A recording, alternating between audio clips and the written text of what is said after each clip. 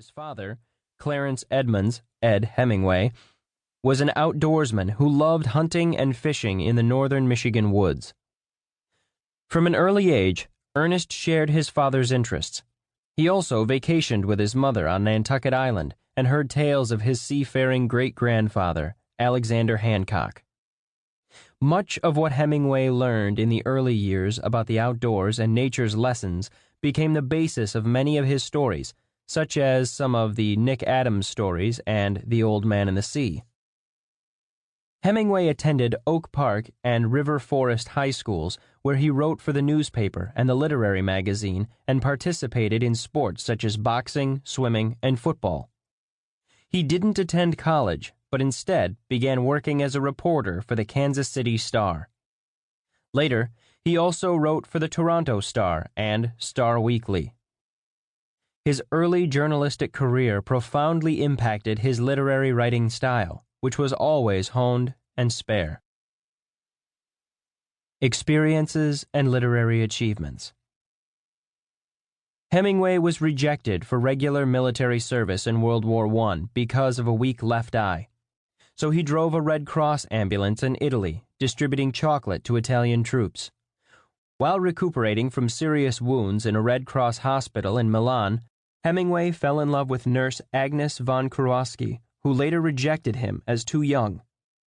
These World War I experiences eventually became invaluable fodder for his most famous war novel, A Farewell to Arms.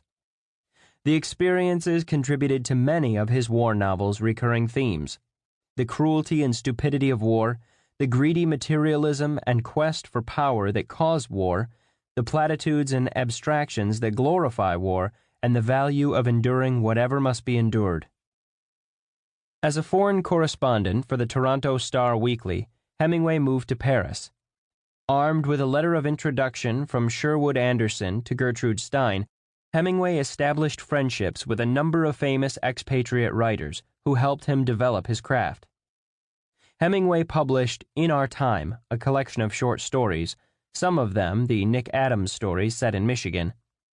In 1923, Hemingway made the first of 5 consecutive yearly trips to Pamplona, Spain, for the bullfights, an experience that eventually served as a basis for The Sun Also Rises, which is about the expatriate life in Paris and Pamplona. In the epigraph of that book, Hemingway quotes a line that Gertrude Stein previously recounted. "You are all a lost generation." The phrase, lost generation, quickly became a mantra of the post-World War I generation's attitude about the war's effect on their lives and the futility and meaninglessness of life. In 1928, Hemingway moved to Key West, Florida, and began deep-sea fishing. That same year, his father committed suicide. In 1932, Hemingway went on a 2-month fishing expedition to Havana and began marlin fishing, which eventually provided material for The Old Man and the Sea. In 1933, he continued fishing off the coast of Cuba, sailed to Paris, and then went on to Africa for a safari in Kenya and Tanganyika. The safari provided a setting for green hills of Africa. As a foreign correspondent in Paris, Hemingway began to raise funds for the Loyalist cause in Spain.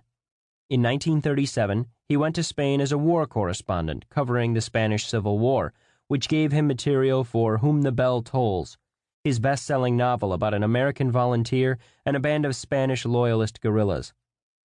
Hemingway's goals in the book included a clear depiction of the indifference of the world's democracies to encroaching fascism and the desperate need to fight against it.